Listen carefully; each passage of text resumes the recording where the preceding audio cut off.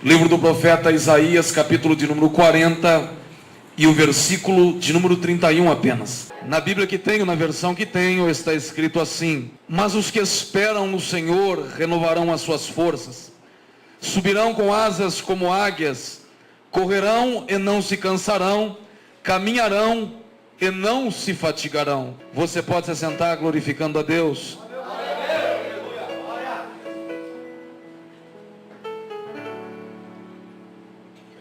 A maioria dos irmãos aqui conhece um pouco da vida do profeta Isaías.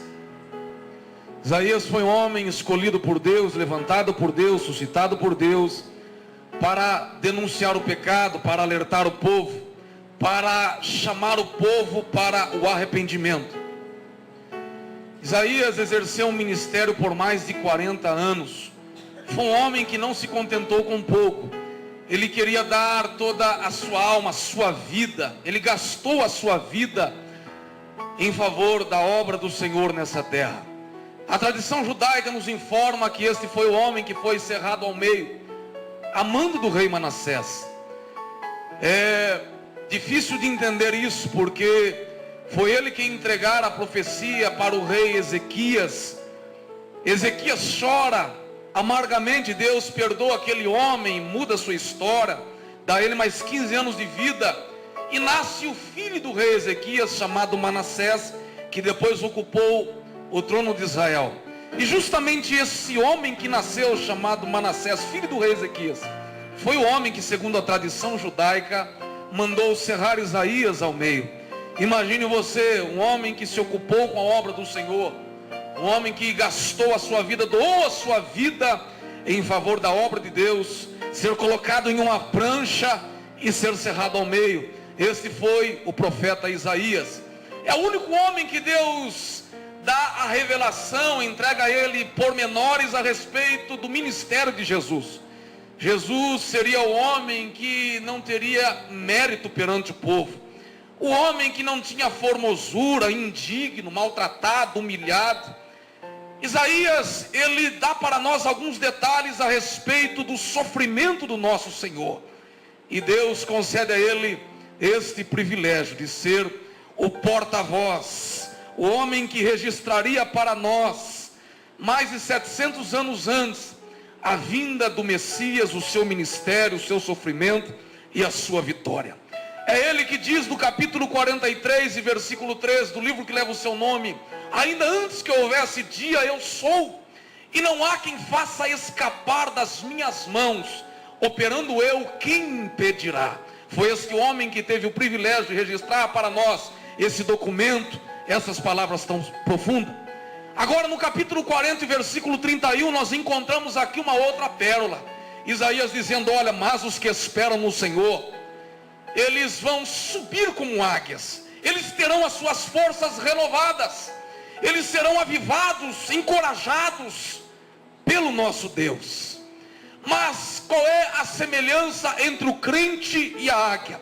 Qual é o paralelo, qual é a comparação que podemos estabelecer entre o crente lavado e remido no sangue de Jesus e esta ave em grande potencial que se chama águia? Por que o profeta Isaías escolhe a águia, inspirado por Deus, para nos representar?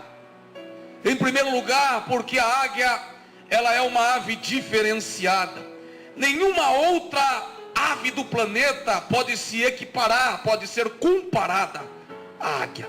Ela é exclusiva, ela é detentora de poder, de autoridade. Ela é conhecida e chamada de soberana das alturas. A ornitologia, que é a ciência que cuida das aves, ela nos informa que existe no nosso planeta mais de 10.087 tipos de aves, além das subespécies. E porque em meio a tantas aves, Deus inspira Isaías para escolher justamente a águia. Não foi debalde, não foi em vão. A águia, ela é semelhante ao crente, porque ela é uma ave de grande porte. Existe no nosso planeta 8 tipos de águia. E a águia que eu quero escolher aqui nessa noite é a águia real ou a águia imperial. Esta ave, ela tem uma envergadura de mais de 2 metros. Ou seja, da ponta de uma asa à outra ponta, É mais de 2 metros de águia. Ela pesa aproximadamente 5 quilos. Ela é de grande porte. É uma ave distinta. Agora talvez você já tenha entendido por que Isaías não foi inspirado por Deus para nos comparar com um curió, que dependendo do canto ele é trocado por carros novos, rouxinol, bem-devi, tantos outros pássaros que existem e ocupam o nosso planeta. Ele escolhe a águia justamente porque era Deus que estava no controle da situação. Era Deus que estava dando ao profeta a inspiração. A primeira lição que podemos colocar, a primeira lição que podemos compartilhar com a igreja, que podemos extrair da vida da águia, dessa ave maravilhosa, é que ela é uma ave de rapina.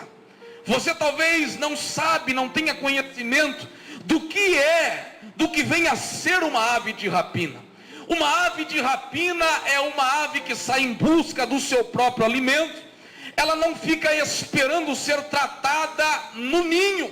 Ela não fica esperando ser alimentada por outro pássaro ou por qualquer pessoa, não. A águia, ela vai em busca da sua própria caça, da sua refeição. E o que nós entendemos e podemos aprender aqui, que o crente águia, o crente legítimo, ele não fica esperando ser alimentado por ninguém na sua casa. Numa noite especial como essa, num dia especial como esse, porque para mim todos os dias são especiais, porque já disseram ao salmista: este é o dia que o Senhor fez, e nele devemos nos alegrar. Então para mim não existe domingo, segunda-feira, todos os dias para mim são especiais, porque todos eles são frutos da mão do nosso Senhor, da sua graça e da sua misericórdia que nos tem mantido em pé. Bendito seja o nome do Senhor. Você foi mais do que inteligente, sábio, esperto, atento, diligente, quando você deixou a sua casa, tomou o seu banho, passou talvez o seu Biografia, o seu Rexona, o seu Avon debaixo do braço. Algumas usaram o blush, algumas usaram o batom da Avon, da Natura e tantos outros produtos especiais para chegar bela, formosa, bonita, atraente na casa do Senhor. O seu esforço não foi em vão, porque se você fez desta forma, tomou um banho e não via a hora de estar aqui, você é um crente águia. Porque num dia como esse, é inadmissível ficar em casa, assistindo qualquer programação que o televisor venha nos apresentar. Num dia como esse, o crente águia quer comer, ele quer se alimentar. A sua alma pede, busca pela comida celestial, que é a palavra do Senhor. Bendito e louvado seja o nosso Deus. Aleluia.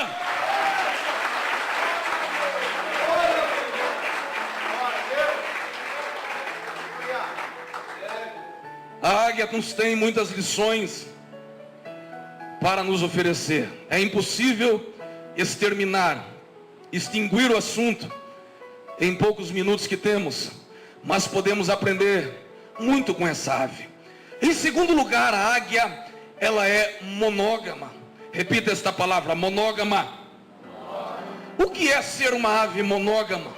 A águia, ela escolhe um parceiro e com ele passa o resto de seus dias.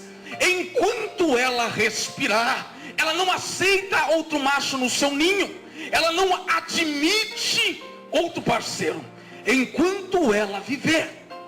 O crente águia, ele também age da mesma maneira, porque a monogamia foi o projeto estabelecido por Deus. Este é o projeto divino.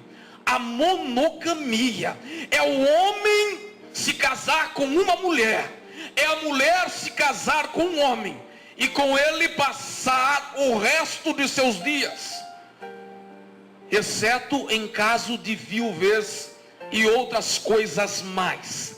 Mas a águia, ela não aceita outro parceiro no seu ninho.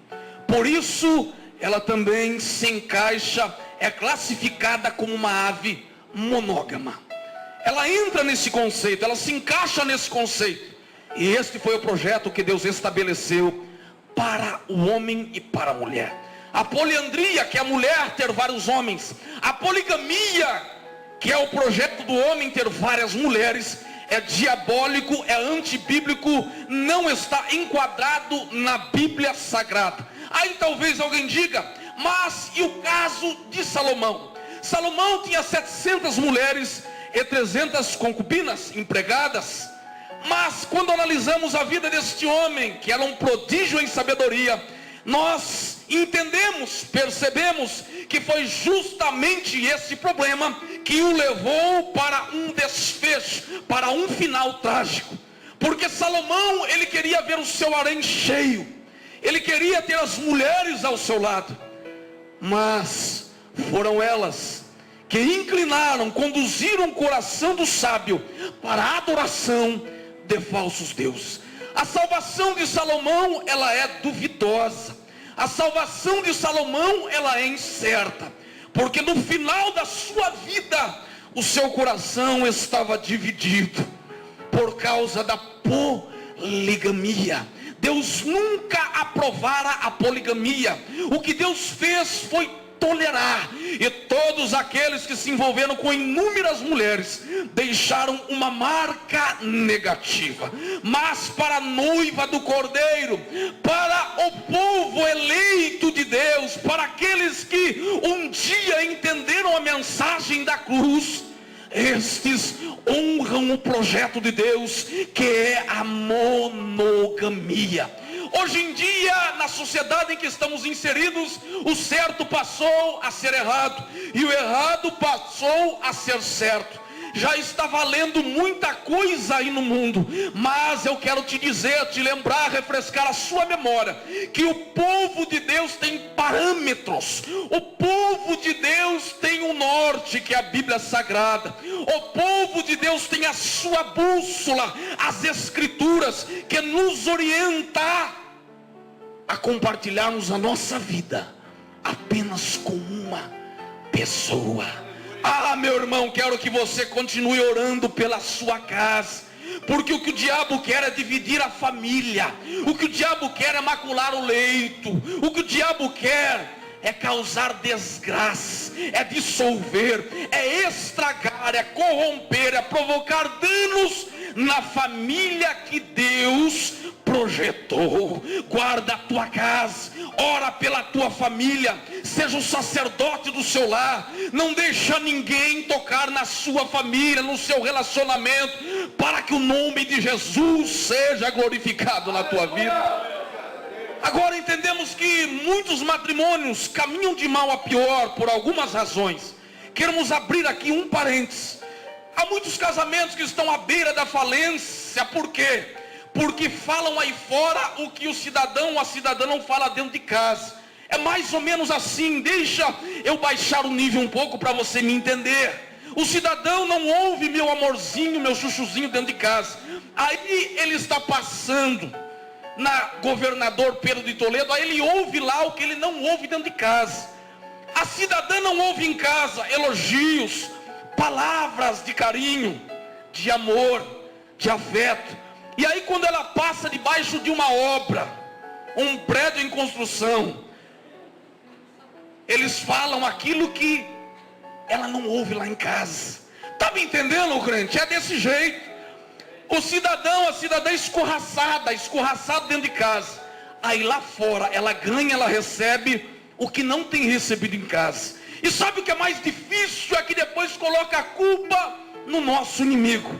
Mas a verdade é que ele e que ela abriram uma tremenda brecha para a atuação do inimigo. Mas eu quero acreditar que você, como crente inteligente, como crente águia, vai continuar intercedendo pela tua casa. Se você não chamava de benzinho, de amorzinho, de chuchuzinho, a partir de hoje tu chama. Chama de meu amor, porque senão vão chamar aí fora. Vigia, ora, cuida da tua casa, da tua estrutura familiar, para que a tua família não seja envergonhada e o nome de Jesus glorificado. Bendito seja o nome do Senhor. Aleluia. Ele é fiel. Amados, a terceira lição que podemos aprender com a águia é que ela é detentora de muita autoridade. De muita autoridade. O crente águia, ele sabe o que é isso. A águia, enquanto voa, se ela se deparar com dois pássaros brigando, eles têm que parar de brigar por respeito à rainha dos ares. Eles param imediatamente de brigar, porque não é um pássaro comum, não é uma ave comum que está passando, é a águia. O crente águia, ele também é assim. Ele chega, o negócio está pegando fogo. Ele faz o que? Exerce a sua autoridade. Tem muita casa de crente de cabeça para baixo. Sabe por quê? Porque não usa a autoridade que Deus o confiou. Ele tem autoridade, mas ele não usa a autoridade que Deus a deu, ou que Deus o deu. Pisarão em serpentes e escorpiões. Você tem que colocar em prática, exercer a autoridade que Deus tem te dado. Porque se você não exercer a autoridade que Deus tem te dado, alguém vai exercer. E esse alguém se chama Satanás, é o nosso opositor. E enquanto ele não ver a sua casa destruída, ele não vai cessar de batalhar contra a sua vida. Deus nos deu autoridade, Deus nos confiou autoridade, não para ficar guardada aqui dentro, não, mas foi para você exercer. Foi para você colocar em prática aquilo que Deus te deu.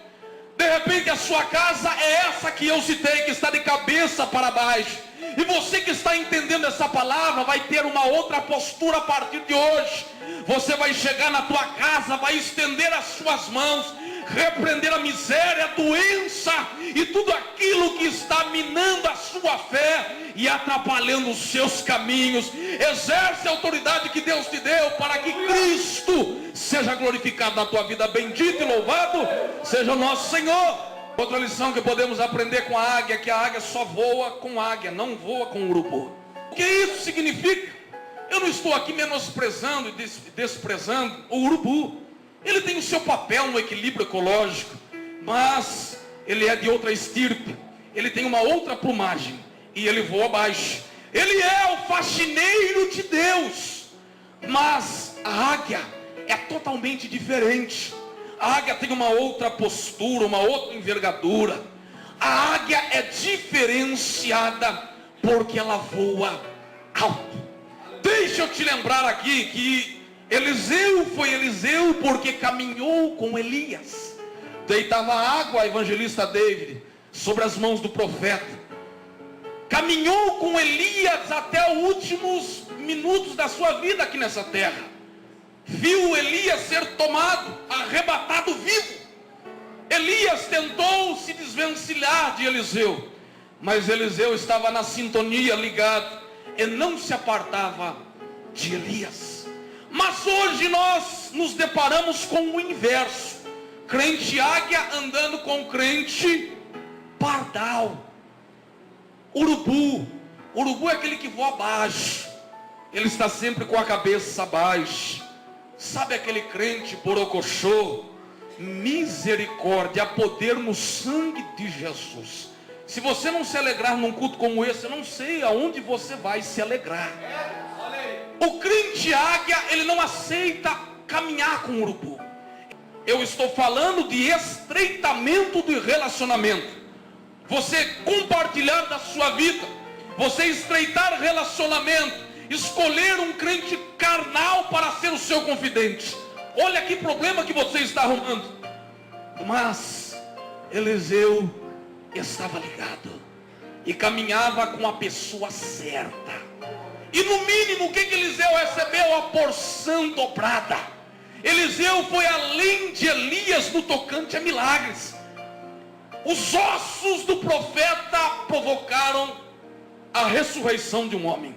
Um homem ressuscitou porque tocou nos ossos do profeta Eliseu. Sabe por quê? Porque Eliseu, ele andava com Elias. Infelizmente, vivemos envolvidos na geração micro-ondas. Tudo é do meu jeito, é na hora que eu quero. Mas não é bem assim. O crente águia, ele sabe com quem anda, sabe quem serve e espera o tempo certo. Você deve conhecer, como eu conheço, alguns crentes que podemos chamar de chuchu. Já viu o crente chuchu? Se você não se lembra, eu vou te lembrar. O crente chuchu, evangelista David, você que aprecia uma boa culinária, é aquele crente que absorve o gosto. Ele absorve o gosto. Ele absorve o gosto. O chuchu, se não botar um tempero legal nele, ele fica insípido, sem sabor. O crente chuchu é mais ou menos assim. Ele está ouvindo um louvor e ele entra, ele se envolve, ele participa, ele interage. Mas se ele sair da porta para fora, ele já bota um Racionais no carro. E ele já começa a andar diferente. Ele ouve Fernandinho dentro da igreja, ele adora, ele gosta de músicas evangélicas, mas em casa só Deus sabe o que ele ouve. É só carniça, é só porcaria. Eu não sei como é que Deus vai tratar esses tipos de pessoa. Eu acredito que é com misericórdia, porque caso contrário já teriam sido dizimados dessa terra. Ele se identifica com aquele filme de Nicolas Cage e John Travolta. Ele é duas faces, duas caras. Dentro da igreja ele tem uma personalidade. Da porta para fora, só o nosso Cristo sabe. O Cristo que sonda e que conhece o íntimo.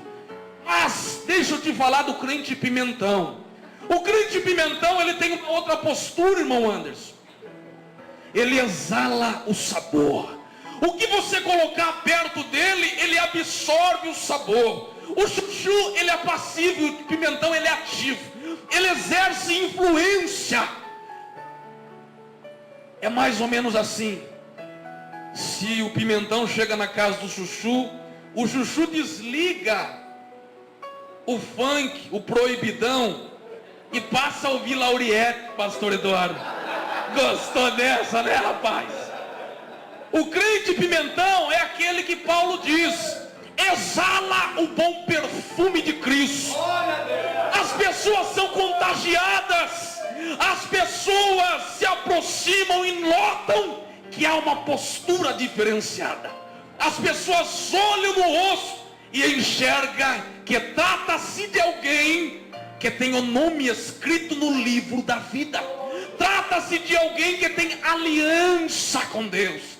Ah, minha irmã, meu irmão, se você se enquadra no crente chuchu, Deus vai te pegar nessa noite e você vai sair daqui águia, exalando o bom perfume de Cristo, para que a tua vida deixe de ser vergonha, escárnio e glorifique o nome de Jesus. Aleluia! Bendito e louvado seja o nome do nosso Senhor. Paulo já dizia que as más conversações corrompem o bom costume. Pastor Jean, não estou gostando do teor da mensagem. Converse com meu pai depois, que ele te explica melhor. Amados, uma outra lição que a águia nos ensina é que ela tem uma visão privilegiada. A águia consegue enxergar a 10 mil metros de distância. E o crente águia, ele tem também esta prerrogativa. Ele não enxerga aquilo que o homem comum enxerga. O homem comum, irmão Fabrício, ele está olhando desgraça, ele está vendo tragédia, ele está vendo coisas ruins. Os seus olhos não conseguem enxergar coisas boas. É só maldição, é só sangue. Mas o crente águia, ele consegue enxergar bênção aonde todo mundo está vendo maldição. As pessoas estão dizendo, esse está na pedra, está no crack, está com a vida comprometida, não dá mais nada, deixa de investir nele. Esse casamento já está falido. Mas o crente águia chega e diz, não, vamos orar. Vamos orar, porque eu acredito no que diz a palavra do Senhor. Clamas a mim e responder-te-ei. E eu vou te anunciar coisas que você não conhece, coisas grandes, coisas firmes. O crente águia tem uma visão privilegiada. Já assistiu o desenho do Super-Homem? Ele bota a sua visão de raio-x, pastor André, é isso? Visão de raio-x. Todo mundo está vendo a parede, ele está enxergando do outro lado. É mais ou menos assim o crente águia. Todo mundo está vendo a desgraça. Já era, já foi, se perdeu, naufragou. Esse barco já afundou. O crente águia está dizendo: não, vamos orar, vamos clamar, vamos para o jejum, vamos para a peleja, porque o nosso Deus nos dará a resposta. Ah, minha querida e meu querido irmão, o oftalmologista por excelência está neste lugar. Se a sua visão espiritual está tacanha, medíocre, pequena, enferma, o Deus que criou os céus e a terra está aqui hoje para ampliar a sua visão e te abençoar nessa terra. Bendito e louvado seja o nosso Deus. Aleluia.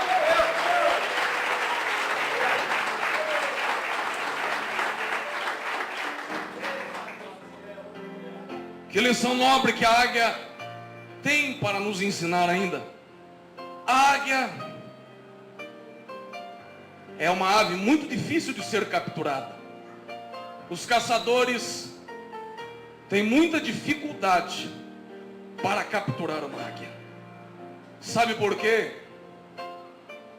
Porque a águia é extremamente inteligente. Ela consegue surpreender o ser humano. É muito difícil se colocar as mãos em uma águia, só depois de morta.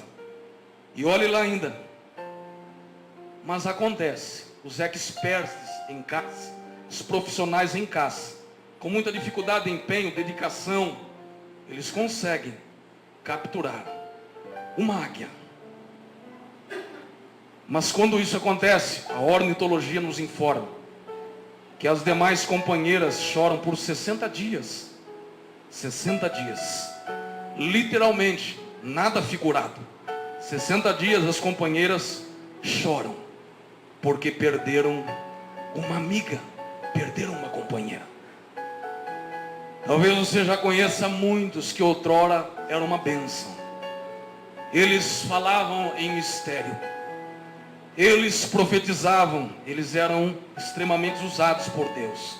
Mas de repente deram uma brecha e o caçador colocou as mãos e se apoderou dessa vida.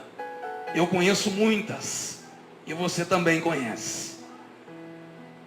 E quando isso acontece, nós sentimos, porque trata-se de alguém que outrora estava servindo a Deus, mas porque vacilou os pés, caiu na armadilha do nosso inimigo. Coisa mais triste que existe nessa terra é você se deparar com alguém que outrora era uma bênção, mas no presente está trancafiado, está limitado, está aprisionado pelo nosso inimigo. Precisamos usar e exercitar aquilo que Davi dissera no Salmo 133. Ó, quão bom e quão suave é que os irmãos vivam em união. Mas quando analisamos a vida do salmista, entendemos que Davi não estava se referindo à igreja. Aplicamos isso para a igreja, mas nem igreja existia na época. Davi está falando dos seus filhos que já não se entendiam mais. Davi estava falando da sua prole, seus filhos que não se respeitavam mais. O irmão se deita com a própria irmã, o outro é morto pelo seu próprio general. A casa de Davi, depois que ele adulterou, nunca mais foi a mesma. E inspirado pelo nosso Deus, ele se assenta e escreve: ó, quão bom e quão suave é que os irmãos vivam em união. Ele está se referindo à sua casa, que já estava desestruturada, desestabilizada. Mas eu quero aqui, como ministro da palavra do Senhor, usar a autoridade que Deus me deu para profetizar, unir a minha fé com a sua nessa noite. para dizer, proclamar, que nós vamos nos unir cada vez mais, que nada e ninguém vai deter a nossa comunhão, que nada e ninguém vai travar, vai bloquear os nossos relacionamentos entre irmãos. Sabe por quê? Já diz um ditado aí fora: família unida, um povo unido, pessoas unidas jamais serão vencidas.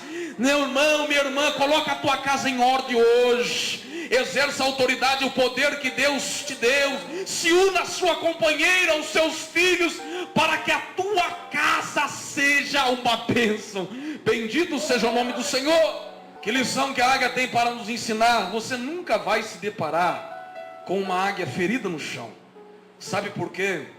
Porque uma águia, quando se fere ou ela é ferida, ela procura a fenda de uma rocha. E na tipologia bíblica, rocha significa, simboliza, aponta o nosso Cristo. Ele é a nossa rocha. A águia, quando ela está ferida, ou quando alguém a fere, ela corre para a fenda de uma rocha. E enquanto ela não se recuperar, ela não deixa aquele lugar. Assim é o crente águia.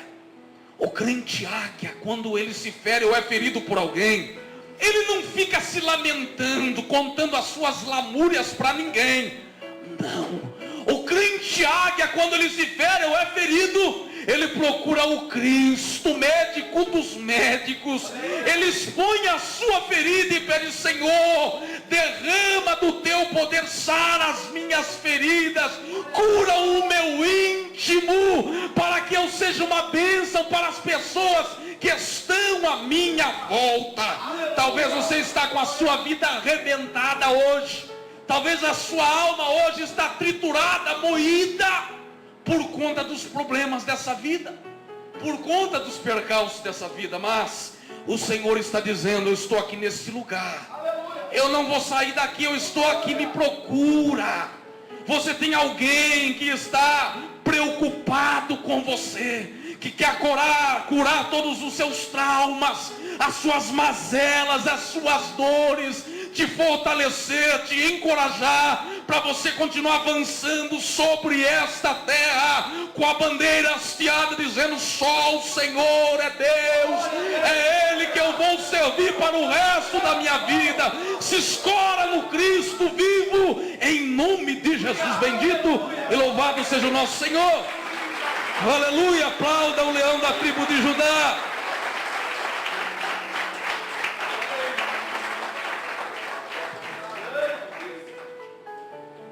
A águia, ela consegue alçar voo. Ela consegue voar a 10 mil metros de altitude. A águia, quando ela percebe que uma tempestade está se formando, ela se coloca acima das nuvens negras. O pardal, o roxinol, o papacapim, ele tem que procurar um refúgio, um abrigo, porque senão são dizimados pela fúria da tempestade. Mas a águia, dotada deste privilégio, ela se coloca acima das nuvens negras e fica de camarote, assistindo o temporal, voando tranquilamente. Assim é o crente águia. O crente águia, ele percebe, ele tem a sensibilidade, a percepção aguçada. A tempestade está se formando. E ele consegue se colocar acima das nuvens negras.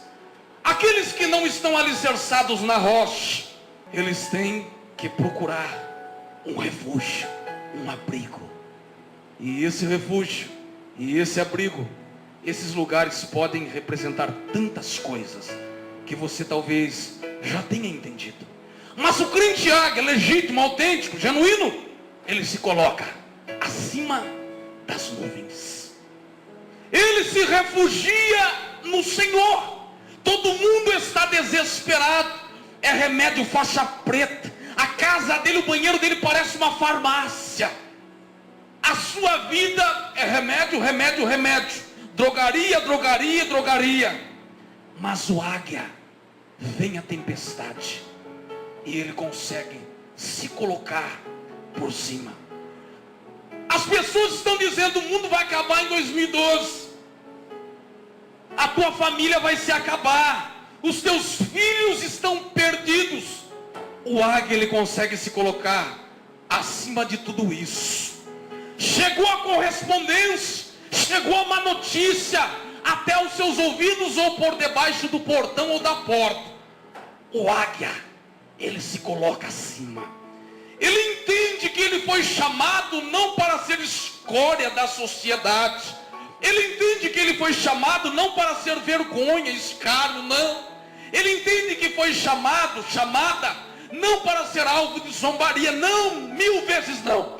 O águia, ele entende que a tempestade pode vir, os furacões podem chegar, a previsão do tempo não é boa, mas o águia já está preparado. Sabe por quê? Porque ele tem um depósito no céu. A Bíblia nos diz isso, temos um depósito no céu. Mas o crente, canário da terra, canário do reino, se puxar o extrato dele, celestial, saldo negativo. E não dá nem para parcelar, pastor André. Saldo negativo. Mas o águia, ele tem saldo positivo. A tempestade vem e Deus diz para ele: olha, você está acima das nuvens negras. Eu te coloquei por cabeça e não por cauda. Não te chamei para ser pisado por ninguém. Você talvez hoje se identifique com qualquer ave, menos com uma águia. Mas o propósito de Deus em te atrair a esse santuário é fazer de você um crente águia nesta noite. Uma crente águia, para você se colocar acima das tempestades da vida. É glorificar assim o nome do teu Deus. Bendito e louvado seja o nosso Senhor. Vamos avançar. Chega um momento em que a águia tem que deixar os seus herdeiros. E a águia tem que confeccionar o seu ninho. E como é que a águia confecciona o seu ninho? A ornitologia nos informa que ela procura uma camada de gravetos. Sobre essa camada de gravetos, uma camada de espinho. Sobre essa camada de espinho, mais uma camada de gravetos. E por fim, sobre essa camada de gravetos, mais uma camada de espinho. O ninho da águia mede aproximadamente 1,20 m de circunferência. A águia, para forrar, cobrir esse ninho, ela mata um cabrito, uma cabra, desfola com o seu bico, serve os seus companheiros, o seu macho, e depois, com aquele couro curtido, preparado pela própria águia, ela forra o ninho. 4 ovos são depositados nesse ninho. Geralmente 2 apenas vingam. 2 ovos rolam abaixo. Ela, de forma proposital, ela empurra a ladeira abaixo. 2 ovos. Não sabemos o porquê, é um mistério. 2 ovos, depois de aproximadamente 120 dias, eles se eclodem, eles se rompem. Nasce 2 filhotes. A mãe águia começa a tratar o filhote, mas o processo é tremendo, é especial. Porque a mãe águia, ela tem que comer e depois regurgitar, vomitar aquela comida, para que o filho possa então comer. O tempo passa, até que o pai e a mãe águia, a águia entende que é chegada a hora do filhote voar. Na sua linguagem avícola, a mãe águia, ela convida o filhote a deixar o ninho, mas o filhote olha para baixo, nem um pouco bobo, porque ele é águia, nasceu águia. E ele então resiste o convite. A mãe águia começa a ficar irritada, porque crente águia também se irrita. Ela fica irritada, o tempo vai passando, até que chega o limite dos filhotes. A mãe águia puxa aquele couro. Aonde é que os filhotes colocam os pés? Justamente sobre os espinhos. E aí eles têm que, de forma obrigatória, sem outra saída, bater as asas. E a mãe águia então percebe que eles estão correndo perigo. E num voo espantoso, ela segura os filhotes. Dá a eles a sua costa, abre as suas asas para livrá-los da morte. Qual é a lição que podemos aprender aqui? É que o Deus Todo-Poderoso, representado por esta águia, Ele incansavelmente vem nos convidando para ter uma comunhão mais estreita. Usando profetas, pregadores, evangelistas, homens e mulheres, frases nas placas das ruas, frases até no para-choque de caminhões. Deus tem inúmeros caminhos para falar com o ser humano, mas Deus vem falando conosco.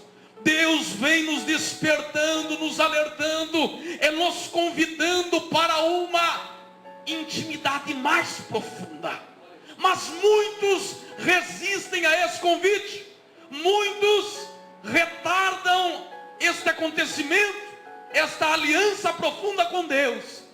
É quando o nosso Criador, conhecendo todas as coisas, permite que você pise em alguns espinhos. Igreja do Senhor, o nosso Deus, Ele tem caminhos aos olhos humanos tortuosos, mas diz a sua palavra que o caminho de Deus é perfeito. Deus não escreve certo por linhas tortas coisa nenhuma. Isso é antibíblico. O nosso Deus é perfeito em seus caminhos. Deus não compactua com nada torto. O nosso Deus tem uma maneira perfeita de nos ajudar, de forjar o nosso caráter. E nesta noite o Deus de Israel está dizendo: se achega mais, se aproxime mais de mim, através da oração, através do culto, da sua adoração, do seu louvor. Chega mais perto do teu Deus hoje. Para de fazer o que Pedro fez, olhar de longe. Para de ficar distante do teu Criador. Chega perto dele hoje, porque se você assim fizer, você está demonstrando com a sua atitude: Senhor, eu sou dependente, se eu me afastar de ti eu pereço. É noite de você abandonar, deixar para trás tudo aquilo que impede a sua comunhão íntima com Deus e se achegar mais, se aproximar mais do Criador, para você progredir, avançar na caminhada e assim glorificar o teu Deus através da tua vida. Bendito e louvado seja o nosso Deus. Aleluia!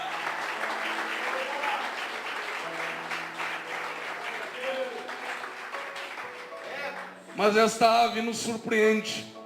Para encerrar, chega um momento em que a águia, ela precisa ser renovada. Ela também se cansa, ela também se fadiga. A águia, ela vive aproximadamente o que vive o ser humano. Salmo de número 90, escrito por Moisés, registra que o nosso tempo de vida é 70, 80 anos. O que passar disso é enfado, é cansaço. É a Bíblia Sagrada que nos traz esta informação. E a longevidade, o tempo de vida da águia é bem semelhante ao nosso. Porque quando ela chega nos 40, ela tem que enfrentar um processo doloroso. E que processo é esse? Ela precisa enfrentar o processo da renovação. E ela tem que procurar a fenda de uma rocha. E ali ela permanece por aproximadamente 150 dias. As suas penas não estão mais brilhando como outrora. As suas penas estão pesadas. A sua plumagem já não é mais a mesma. O seu bico, que outrora era uma faca de açougueiro, também já não é mais o mesmo. Ele agora está encurvado e direcionado ao peito. E uma casca reveste o seu bico, atrapalhando ela no momento da sua alimentação. Ela tem dificuldades para comer. As suas unhas estão envergadas. Ela entende que precisa encarar esse processo. 150 dias aproximadamente, as suas penas começam a cair. Ela fica totalmente despida. E aquelas velhas penas dão lugar a uma nova plumagem. A águia está agora com uma nova plumagem. ela deixa a fenda da rocha, mas o seu bico ainda está encurvado, as suas unhas ainda estão envergadas. Ela então aceita o desafio de voar velozmente e se chocar contra a rocha. E quando ela se choca contra a rocha, ela coloca o seu bico e a sua garra sobre a rocha. E ela desce, solta o peso do seu corpo e começa a descer. E quando ela se dá conta, sangue está jorrando do seu bico, as unhas estão sangrando. Ela procura as regiões praianas.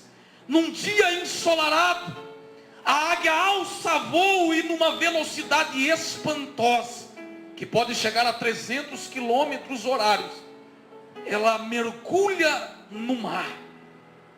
E o sal que existe no mar, em grande quantidade, estanca o sangue do seu bico e das suas unhas. E ela repete este processo por inúmeras vezes, até que ela sai das águas salgadas do mar e corre ao encontro das suas companheiras, dos seus companheiros, para celebrar, para dar o grito de vitória. E todos que já estão aguardando o término do processo, celebra, jubila com a águia a sua renovação. Aleluia. É assim que acontece conosco. Por mais que você entenda da Bíblia Sagrada, pode ser um teólogo da marca maior, pode ser alguém que ora por demais, pode ser alguém que jejua com muita frequência, pode ser alguém que faz da Bíblia o seu travesseiro. Todos nós temos que enfrentar o momento, o período da renovação, porque chega uma certa altura na nossa vida, do nosso ministério, da nossa jornada com Cristo, que nada parece fazer sentido mais. Você sabe que Ele é o Deus do impossível, como você clamou, como você declarou aqui. Mas mesmo você sabendo de tudo isso, não é o suficiente. É a hora que Deus nos convida para a renovação. E todos nós temos que aceitar esse momento na nossa vida, porque com o passar dos anos, do tempo, as forças vão se esvaindo, a fé não é mais a mesma, o negócio vai ficando estreito, vai se afunilando, a ponto de você reconhecer que você precisa de uma renovação. Mas eu tenho uma boa notícia para ti nessa noite. Eu tenho uma linda notícia para você que crê na palavra do Senhor. Ele está aqui nesta noite para renovar as nossas forças, para vencer, para se vencer. No mundo caótico em que vivemos, é preciso estar com as forças renovadas. Por que muitos crentes já tombaram na caminhada, já foram vencidos pelas lutas da vida? Porque não aceitaram a renovação. Mas a águia não aceita uma vida irrenovável. Ela quer ser renovada, ela quer crescer, ela quer continuar respirando, vivendo, ela quer continuar desfrutando das suas prerrogativas. Assim também somos nós que entendemos o trabalhar de Deus, permitimos que Deus restaure a nossa sorte, permitimos que Deus nos encoraje, alavanque o nosso ministério para prosseguirmos na nossa jornada. Ah, minha amada irmã, meu amado irmão, você talvez já tenha entendido que é noite de Deus renovar as nossas forças, é noite de Deus injetar ânimo na tua alma, é noite de Deus te impulsionar, te motivar a continuar vencendo, lutando, saltando de glória em glória, de vitória em vitória, em meio ao mundo tenebroso em que nós vivemos. Bendito seja o nosso Deus. Deixa eu te lembrar que existe uma história verídica, não é uma história fictícia. Quero refrescar a sua memória para orarmos aqui nessa noite. No ano de 1952, um homem chamado Edmundo Hillary, ele aceitou um grande desafio. Ele nutria no seu coração chegar no pico Everest, mais de 8.800 metros de altitude. Ele tinha esse desejo, mas ele não conseguiu atingir o seu objetivo. Ele se preparou, enfrentou o desafio, mas foi vencido. Naquele mesmo ano, ele foi convidado para dar uma palestra em Londres, na Inglaterra. E quando ele entrou, ele se deparou com um grande auditório. E ele percebeu que existia uma gravura do Monte Everest, que colocaram ali de forma proposital. Ele olhou, continuou caminhando em direção à plataforma. Quando ele assumiu a oratória, esperou o seu momento para falar, disse ele em alto e bom som, olhando para aquela gravura imponente na parede: Pico Everest, você me venceu, mas você já cresceu tudo o que você tinha para crescer. Eu ainda estou crescendo.